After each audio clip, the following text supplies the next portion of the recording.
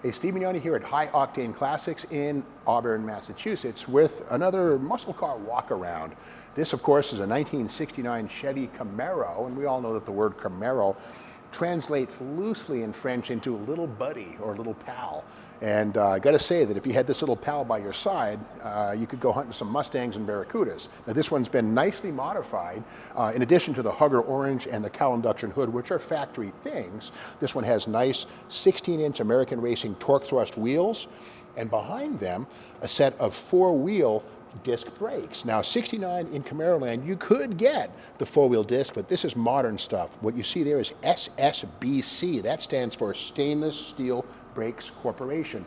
In fact, they got their start in the mid-70s when owners of Chevy Corvettes, which had cast iron calipers, would have rust inside the brake bores. They'd actually line them with a stainless steel insert, and stainless steel brakes was born. Well, they've since moved from strength to strength, and now they offer 4-wheel disc brake kits for almost every popular automobile.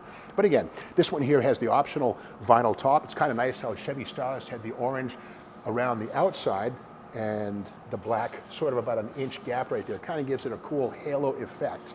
Sporty yet formal. Here's the rear of the car, of course. 1969, the third and final year for this styling cycle, but the only year where you get these speed strakes here above both front and rear wheel openings, which kind of, some people say, pay tribute to the Mercedes-Benz 300 SL. Well, maybe, maybe not. But again, seen only in 69. Again, there's that Stainless Steel Brakes Corporation disc at the back, a big fat Dunlop D60 tire, and 16-inch American Racing 5-spoke wheels. And of course, like any self-respecting Camaro, the D80 trunk lip spoiler in full effect right here. And this is something that actually does function over 110, 20 miles per hour. These start to create downforce, and these were designed specifically for the Trans Am race series, where the racers would go around the road course, but on the stretches would use every bit of downforce that they could get, and this spoiler was a tribute to that reality. And just a great looking car right here. Third and final year for the first gen Camaro. The second gen, 1970 onward, would be a little bigger, kind of a different car. So if you want a first gen Camaro, 1969 is your final shot. Let's take a peek at what's under the hood on this one. Now, while the 1969 Camaro is the third and final year for this styling cycle, it's also the first year for the steel cowl induction hood. Now, we've seen a lot of people with 67 and 68 Camaros add this type of a hood, but it was first seen from the factory on 1969 Z28s, and we have it right here. Let's take a peek here underneath. Yeah, small block power right here.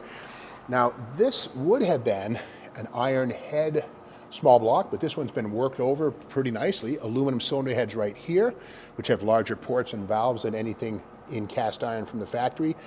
Tube steel headers with a ceramic coating on them. Locking fasteners right there. No worry about the copper gasket here growing a header leak. That's a fine thing. Little booties here to protect the spark plug wires from header heat. Edelbrock aluminum valve covers, and an Edelbrock Performer RPM aluminum intake with a Holley 4-barrel carburetor with a fuel pressure regulator. So again, a lot of day 2 upgrades done to this one. The distributor, of course, is an MSD Pro billet with the MSD 6A amplifier. And here is the dipstick for the Turbo 400 automatic transmission behind this small block. Just a nice bunch of reliable hop-up goodies. Got to be at least 350 horsepower right here, maybe 4.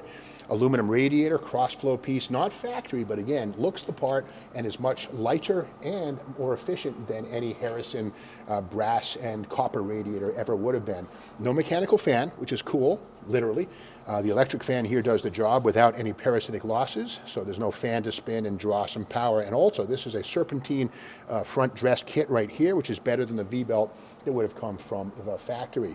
And of course, with those 4-wheel disc brakes, we see the proportioning valve here, Stainless Steel Brakes Corporation, and the power dual circuit master cylinder. So the beauty of this one is that with the power brakes and the power steering, this will be easy to drive like a Cadillac. But of course, we got to remember, it's a Camaro. Let's look inside. While it was possible to get a front bent seat and a column shifter in a Camaro in 1969, this one has the self-respecting bucket seats and center console, which are things I'd like to see in my Camaro, and of course they're present right here. Now 1969 was also the first year for the horseshoe shift gate on the automatics right here. They call it the horseshoe because of the shape of this right here. 68, 67 would have a little T-handle type deal, but kind of a cool iconic Chevrolet thing right here, seen in full-size cars and even Chevelles as well. And of course this one here with the console has the gauges, fuel, oil, battery and temperature, all this stuff right here. Very, very cool. And again, this one with the bucket seats, it's a true pony car, but it's crazy to think that some folks actually bought their Camaros with 3 speeds on the column and a bent seat up front. It was truly possible. But what about the trunk? Let's take a look back there. While the Camaro is considered a personal pony car, if you will, they still had a pretty good sized trunk. Let's take a peek inside. And yeah, there's plenty of room in here for a few suitcases. You could certainly go on a weekend trip with your small family. But more importantly, the trunk floor on this one here has been painted black, but it's solid. That's a fantastic thing. You know, a lot of cars, they tend to get wet. They can rust a little bit, but this one here is in pretty darn good condition. And again, the trunks on a lot of Camaros surprise people for the amount of space and volume they have inside.